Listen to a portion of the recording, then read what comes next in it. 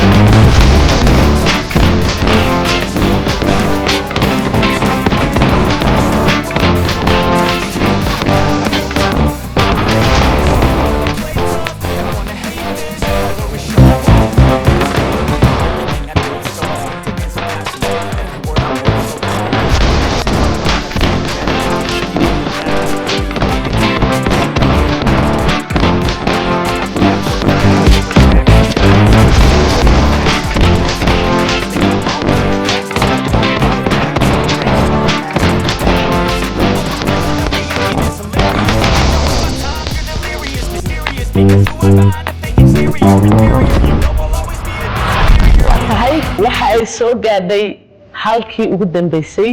natiijadii lagu dhawaaqay ee go'aankii ugu dambeeyay ku dhawaad 3 bilood waxaan soo wadnay tartankii aan soo wadnay yaani abaalmarinihii kala duwanaa ee dadku helayay ee telefoon lahaa wax kasta lahaa dahab lahaa meeshaan u soconay waxa halkan ugu dambaysa iyo in caawa labada gabdhood mid kamid ay bartan kala tagayso iyadoo ku guuleysatay gaari Soomaalidu waxay tiraahdaa gari laba nin kama wada qosayso marka la tartamana qofun baa ma aragtay guusha raaci lahayd iyada iyo intii kale ee soo tartantay ee halkan u dambeysay soo gaadeenba wax wanaagsan bay sameeyeen laakiin qofka ugu dambaysa ee aynu ugu dhawaaqayno ee gudidii kala saareysay waliba markan ay ka adkeed markii kale maadaama laba qof la kala saarayay gudiduna aad moodo inay iyadoo laba qof haddana kaga yar dheeraadeen kala saarista labada qof ee dambe qofka ugu dambeeya ayaan markaasi ku dhawaaqi doonaa labada gabdhood ee ugu dambeeyay ee tartamayay ee cuntadii loo diray ee ugu dambeysay lagu kala saarayay waxay kala ahaayeen Faadumo iyo Kaaha waxa markii ugu dambeysay markaasi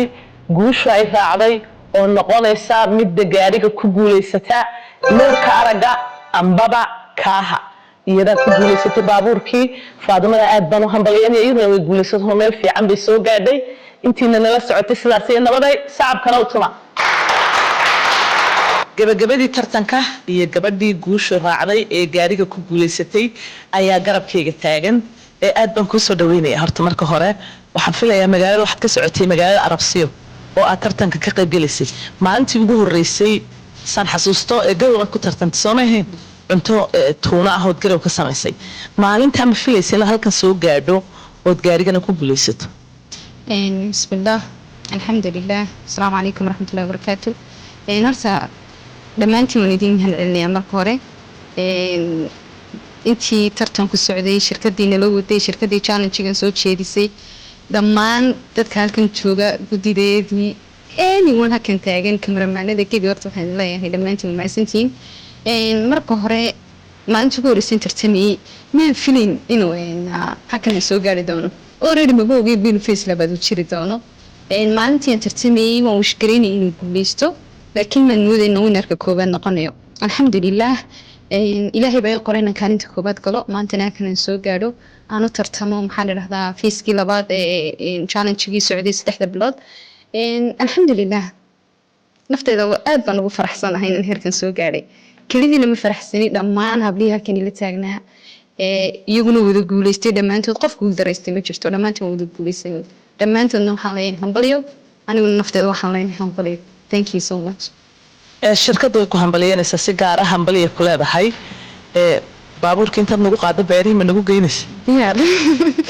appointment samaysta dhammaantiisaan idin diiwaangeliyo hadda soo qorta listada qoraalka thank you so much waa hagaag imikana waxaa garabkayga taagan Faadumo oo halgan dheer soo muujisay oo ilaa halkan ku timiday kartideeda maadaama ka mid tahay dadkii kartidooda tijaabiyey aad baan Faadumo u hambalyeynaa haddaan kalmad ku siiyay adiguna maxaad baranaysaa waxaan hambalyo u dirayaa dhammaan dadka tartanka soo qayb qaatay ugu horeyso kaaha hambalyaan u dirayaa experience qurux badan buu ahaa inaan ka qayb galo cooking challenge marka I'm happy both ways